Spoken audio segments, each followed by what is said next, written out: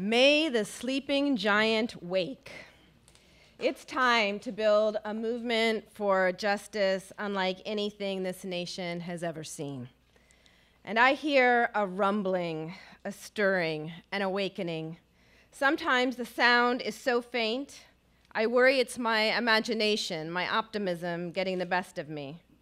I pause, listen, and wait. Here it comes again. I want to rush to my window, fling it open, stick my head way out, and look around. Is it happening? For real this time? Is the sleeping giant finally waking up? God knows we've slept too long. Many of us, myself included, slept through a revolution.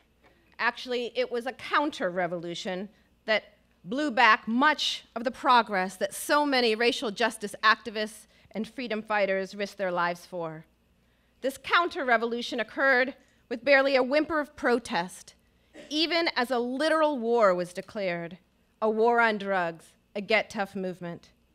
That war was not really a war on drugs, but on people, overwhelmingly poor people and people of color who were taken prisoner en masse and then released, relegated to a permanent second-class status, stripped of basic civil and human rights, such as the right to vote, the right to serve on juries, the right to be free of legal discrimination in employment, housing, access to education, and basic public benefits. Branded criminals or felons, millions of people discovered that the very rights supposedly won in the civil rights movement no longer applied to them.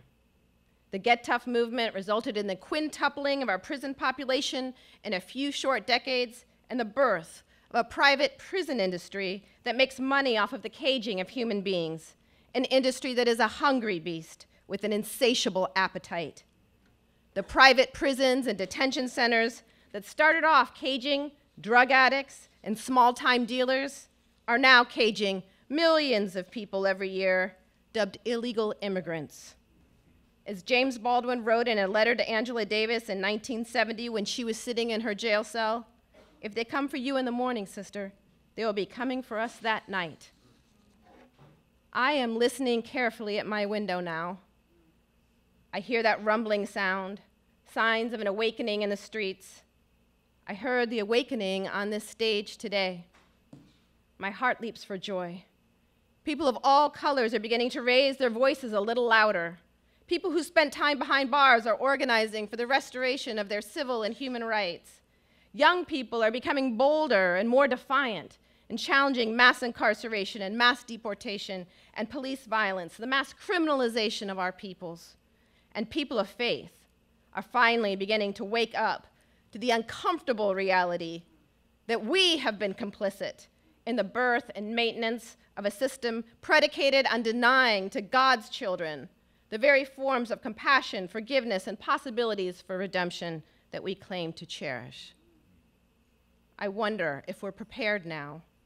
Are we ready to pick up where Reverend Martin Luther King Jr. left off at the end of his life, at the very end, when he saw that nothing less than a radical restructuring of our society could possibly ensure dignity and justice for all? In 1967, he said, quote, "We as a nation must undergo a radical revolution of values. When machines and computers, profit motives, and property rights are considered more important than people, the giant triplets of racism, extreme materialism, and militarism are incapable of being conquered." That quote is from his speech declaring his opposition to the Vietnam War. I remember my early stirrings, the beginnings of my real awakening. I was a civil rights lawyer and firmly committed to social justice, but it took me a long while to begin to see the bigger picture.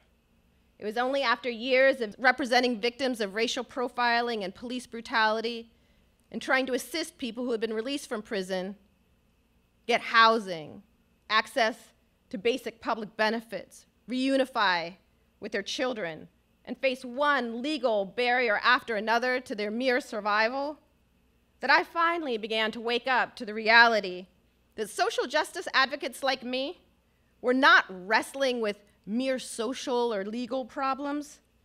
We were dealing with a vast new system of racial and social control that had been born again in America, a new caste-like system. It is a system that cannot be reformed and thereby redeemed any more than it would have been possible to reform slavery or Jim Crow and thereby approach justice. Over the years, I've come to understand that we can't even begin to reimagine our justice system without confronting the realities of our corrupt, pay-to-play two-party system. And we must face the realities of global capitalism, an economic system in which capital is always in search of a new plantation, the cheapest labor it can find. This relentless search for a new plantation inevitably treats people and entire communities as disposable, left behind jobless, without any guarantees of health care, quality education, or meaningful work at a living wage. Look at what happened to Detroit and countless cities in the United States and around the world devastated by deindustrialization as factories closed down and moved overseas, while hundreds of thousands of people were suddenly left to fend for themselves. These disposable people in our capitalist system are then turned into commodities themselves. They are ushered into private prisons run for profit. They become convict labor, making furniture, answering phones for corporations that will refuse to hire them on the outside upon release because they're felons. In this capitalist system, capital is free to cross borders. It can cross nearly at the speed of light. All money can be wired across the globe. Capital can freely cross borders, but people cannot.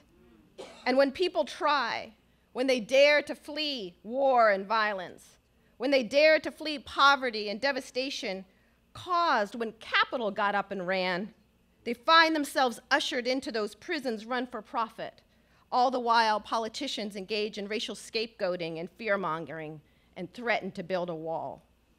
Enough. Enough. Will the sleeping giant finally wake up? We must be willing to accept that it is our job as people who care about justice, not simply to reform isolated institutions or to organize racially distinct groups of people, but rather to begin to reimagine our legal, political, and economic systems so that they just might begin to work for us all. Are we willing to do this work? Are we willing to rise to the challenge this moment in our history presents? Are we willing to connect the dots between racism, materialism, and militarism? Are we willing to embrace all people of all races, ethnicities, faiths, genders, and sexualities, people of all walks of life? Are we willing, are we ready to build a movement for all of us or none? Answering these questions requires deep reflection, reading, discussion, debate, but it also, and perhaps most importantly, requires us to get up, get out, join hands with our sisters and brothers across all lines of difference, and begin working together for one another. It may require great courage at times to stand up for and to stand with the quote-unquote least of these, the criminals, the felons, the despised, the so-called illegals, and to insist on their humanity, dignity, and value in the eyes of God. People may be reluctant to see that the woman who crossed the border illegally in the hope of a better life deserves our sincere compassion, just as the young man who sold some weed to help the mother of his child pay the rent. It will not be easy for people to learn to care for the drug dealer as well as the drug addict, or to see that the victim of a horrible crime as well as the perpetrator are both children of God and worthy of our profound care and concern. Cultivating such a shift in consciousness will require the birth of a movement unlike anything this nation has ever seen, one that is rooted in the awareness of the fundamental dignity and humanity of each and every one of us, no matter who we are, where we came from, or what we may have done. I know there are many people who say such a movement is impossible. Many more will say something less will do. And yes, some progress can be made without building a truly transformative movement, without reclaiming and reimagining our democracy. Yes, we can win by saying whatever the pollsters tell us will work. and we can appeal exclusively to people's self-interest and their purely selfish concerns. But if we choose that path, we cannot pretend that we are traveling a road that will lead to higher ground. What we face is not merely a social, political, or economic crisis in this country, it is a spiritual and moral one as well. In the end, if our advocacy fails to build a new moral consensus, if it fails to help cultivate an ethic of genuine care, compassion, and concern for every human being of every class, race, and nationality, the reforms we achieve will not bring an end to caste-like systems in America. Mass incarceration and mass deportation will remain, just downsized a bit, or a new system of racial and social control will emerge, one that we cannot foresee today, just as it was impossible to foresee the system of mass incarceration just 40 years ago.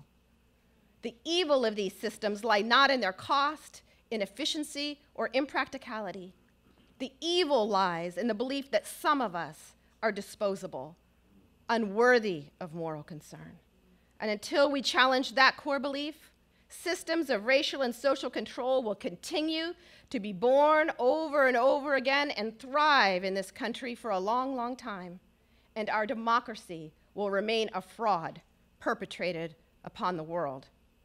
I hope and pray that the rumblings I hear in the streets and the beautiful, brilliant rumblings that I heard on the stage today are a sign that the sleeping giant is awakening, and that we are willing and we are ready to get to work, making America and ourselves what we must become. Thank you so much.